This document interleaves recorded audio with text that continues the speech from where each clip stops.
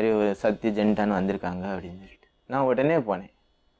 உடனே பைக் எடுத்துகிட்டு போனேன். அப்போது அங்கேயும் என்ன தான் சொல்லிட்டு இருந்தாங்க, இவர் என் குழந்தைய கடத்தி யாருக்கோ விற்றுக்கிட்டு பணம் வாங்கியிருக்காரு. அப்போ நான் அவங்கள்ட்ட சொன்னேன், அந்த போலீஸ்காரங்க நல்ல மாதிரி கேட்டுட்டாங்க. நான் அவங்கள்ட்ட உண்மை சொல்லிட்டேன், இல்லை சார் அவங்க இந்த மாதிரி இருந்தது, நான் அவங்க வீட்டில் தான் இருந்தேன், இந்த மாதிரி கொடுத்தாங்க அப்படின்னு சொல்லிட்டேன்.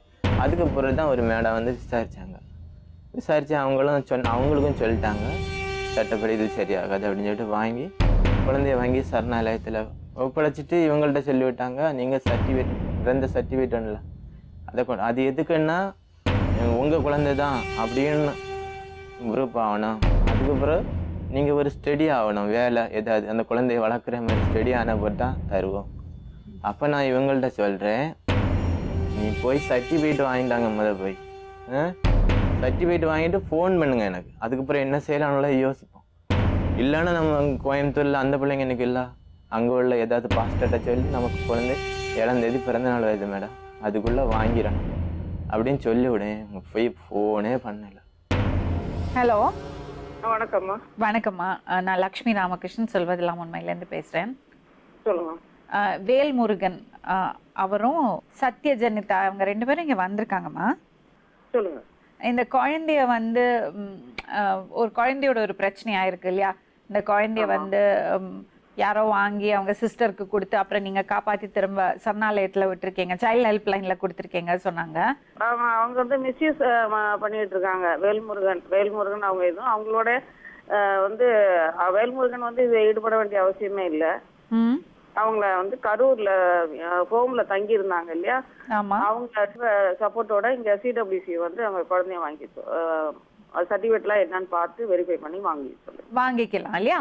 அது கிளாரிஃபை பண்ணறதுக்கு தான் கூப்பிட்டோம். என்னன்னா இவங்க வந்து ஒரு விஷயம் சொல்றாங்க, அதை உங்கள்ட்ட கிளாரிஃபை பண்ணிக்கிறதுக்கு தான் கூப்பிட்டோம். அவங்க சரியில்லை. அந்த அம்மா வேல்முருகனும் அவங்களும் சரியில்லை. ஓ ஓகே, சரி, நன்றிமா, தேங்க்யூ. ஏன் அப்படி சொல்றாங்க, நீங்க சரியில்லைன்னு? அங்கே அவங்க ஆளுக்கு தான் சப்போர்ட் பேசுகிறாங்க, அவங்க சொல்கிறது தான் இது பண்ணுறாங்க. ஆனால் போலீஸ் ஸ்டேஷனில் வந்து எல்லாம் விசாரித்தப்போ உள்ள எஸ்ஐ சார் கூப்பிட்டு பேசினப்போ எல்லா தப்பும் அவங்க தாம்மா பண்ணியிருக்காங்க, நீ உன் குழந்தைன்னு எல்லாத்துக்கும் தெரியுது, ஆனால் கொடுத்துருவாங்க, உன்கிட்ட தான் கொடுப்பாங்க. அப்போ அவங்க என்ன சொல்கிறாங்கன்னா சரியில்லை சொல்கிறாங்க. அது ஏன் அவங்க அப்படி சொன்னாங்கன்னு தெரியல, அதுக்கு ஏதாவது காரணம் இருக்கும். அங்கே கூட்டிகிட்டு போன பிறகு அவங்க மட்டும்தான் தனியாக பேசினாங்க. அவங்க விசாரிச்சாங்களா அவங்கள சைல்ட் வெல்ஃபேர் கமிட்டி? விசாரிச்சப்போ சொன்னாங்க, அவங்க இது குழந்தைக்கு இனிமேலேருந்து எந்த பிரச்சனைக்கும் வரமாட்டாங்க, எழுதி கொடுத்துட்டாங்க அப்படின்னு சொல்லிட்டு தான் சொன்னாங்க. அப்படியே ஏதாவது அவங்க பிரச்சனைக்கு வந்து 5 பேர் தான் உள்ளே போவீங்க அப்படி இப்படின்லாம் மிரட்டினாங்க.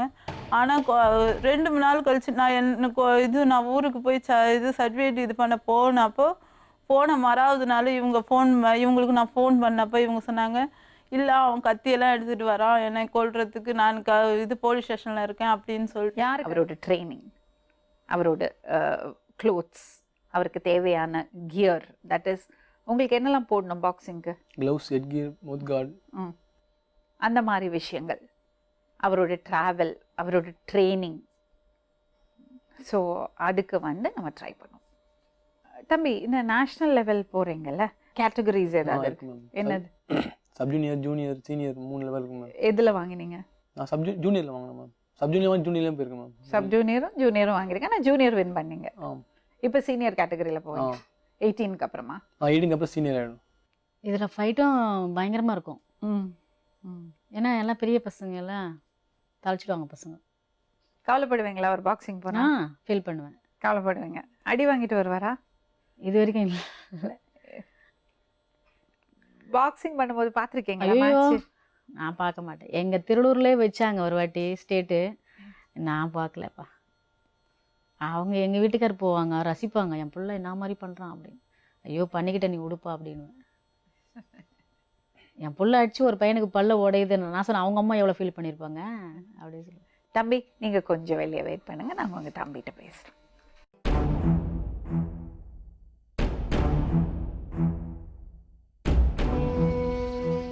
உங்கள் பேர் தம்பி? விஜய். விஜய், விஜய் நீங்கள் பாக்ஸராமே? ஓரளவுக்கு தெரியும். ஓரளவுக்கா? சொல்லுங்க விஜய், எப்படி இருக்கு உங்க வாழ்க்கை? நல்லா தான் மேம். என்ன பிரச்சனை? வீட்டாண்ட சண்டை போட்டுருக்கோம் மேம். எதுக்கு சண்டை போடுற? பசங்க கூட கோலி விளையாடினு ஆ, காத்தாடி விட்டுனா அந்த மாதிரி சின்ன சின்ன சண்டை மேம். ஆ, அது பசங்க தான் கோவம் பண்ணா என் தங்கச்சி பின்னால் சுற்றுது, ம், அதெல்லாம் அமலம் பண்ணுறது, ஸ்கூல் போகிறப்போ வரப்போ ம், ஒரே பிரச்சனை பண்ணுறாங்க மேம். ம். அதனால அடிச்சிடுவீங்க. அதனால் போட்டு அஷ்டம் மேம். தெரியும் பிரச்சனை பண்ணினே இருந்தாங்க மேம். ம். நீங்க அம்மாவை திட்டுவீங்களா? திட்டம் நான் ஃபஸ்ட்லாம் அடித்து ஓடி வரோம் மேம். இப்போ தான் திட்ட ஆரம்பிக்கிறேன். யார் அடிக்கிறதுக்கு கூட வரும்? அம்மா கேளுங்க. ஃபஸ்ட்டு பயங்கர வாழா இருப்பேன் மேம். இப்போ தான் அப்படியே அமைதியாகிட்டேன் மேம். ம். அம்மாவை நீங்க அடிக்கிறீங்களாமே? இல்லை மேம், குத்தலாம் மாட்டேன் மேம். தலையில் தான் மேம் தட்டுவேன். அம்மாவை அம்மாவை யாராவது அடிப்பாங்களா? அடிக்க மாட்டேன் ஆ. மேம். அடிக்க மாட்டேன், தலையில் தான் தட்டுவேன். எங்கள் சித்தியை தான் போட்டு அடிச்சுக்கிறேன். எதுக்கு அடிச்சீங்க சிட்டிய? ஒரு வாட்டி சண்டை வந்துச்சா, வலையில் தூக்கிச்சிட்டாங்க கையில்.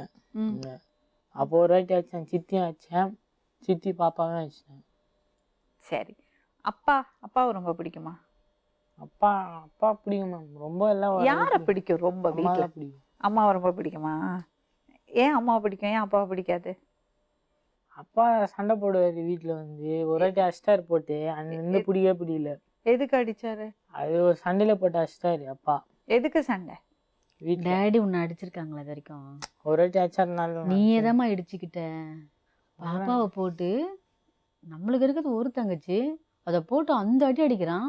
பளிச்சுன்னு அடிக்கிறான். வீங்குது, ஸ்பாட்லேயே வீங்குது. எனக்கு தெரியுதுங்க. மாமா வந்து கேட்குறாரு, இப்படி செவுத்துல முடிச்சு அடிச்சாரு. செவுத்துல அவர் அடிக்கிறாரு சொல்லிட்டு இப்படின்னா பாருங்க, இவனே தான் இடிச்சுக்கிட்டான். அப்போ பெரியவன் சொல்கிறான் இவனுக்கு ரத்தம் வருதுன்ட்டு. ஆனால் அவன் என்ன சொல்கிறான், டேடி தான் அடிச்சாருன்னு சொல்கிறான். சரி, எதுக்கு பாப்பாவை அடிச்ச? பசங்க பின்னால் இதெல்லாம் சொல்லிட்டு அதுக்கு பாப்பாவை அடிப்பாங்களா?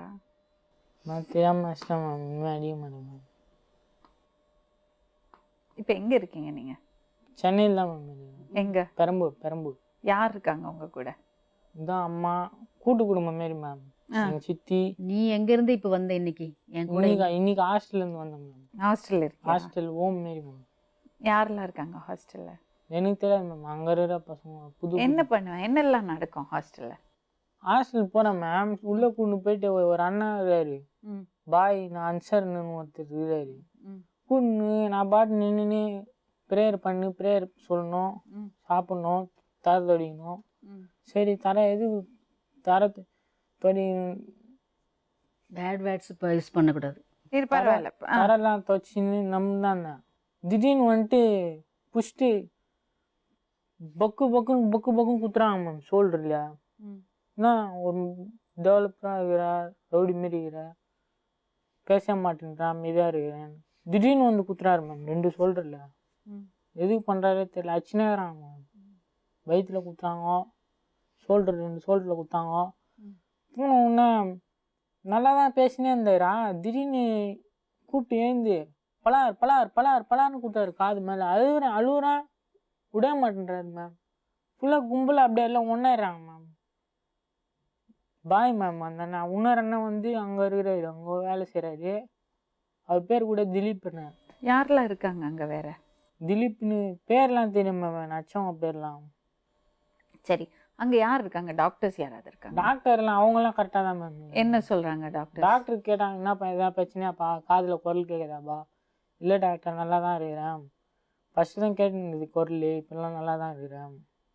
ஃபர்ஸ்ட் கேட்டிருந்தா? ஃபஸ்ட்டு கேட்டுருந்தது காதில் யாரோ பேசுகிற மாரி. எங்கள் அம்மா இட்டுன்னு போய் மாத்திரைலாம் கொடுத்தாங்க. அங்கே வீட்டாண்ட ஒரு பசங்க வந்து கெஞ்சாடிக்கிற பசங்க கூட சேர்ந்து சுற்றிருந்தேன் மேம். அப்படியே அந்த பழக்கம் வந்துச்சு மேம். ஒரு கெஞ்சா அடிச்சியா? ஒரு வாட்டி அடித்தேன் மேம். அதுவும் குடியெல்லாம் தெரியாது, சிகரெட்லாம் பிடிச்சா வாங்கி வந்துடும். சும்மா பஸ்ஸில் போனாலே வாங்கி மயக்க எடுத்துடும், பாஞ்சி வந்துடும். அங்கே கெஞ்சா அடிக்கிற பசங்க ஒரு வாட்டி அடித்தேன் மேம். அது அப்படியே தள்ள நல்லா ஃபேட் ஆகிட்டுதா, அப்படியே ஒரு மாதிரி மென்டலாக ஆகிட்டேன்னு அம்மா அப்போ மாத்திரைலாம் வாங்கிட்டு வந்து கொடுத்தாங்க. இப்போ தான் மேம் நல்லா இருக்கிறேன். அப்படியா? இப்போ தான் ஓரளவு நல்லா. சரி, இப்போ இந்த ஹாஸ்டல் ஒன்று ரொட்டீன் என்னது? எத்தனை மணிக்கு எழுந்திருப்பேன்?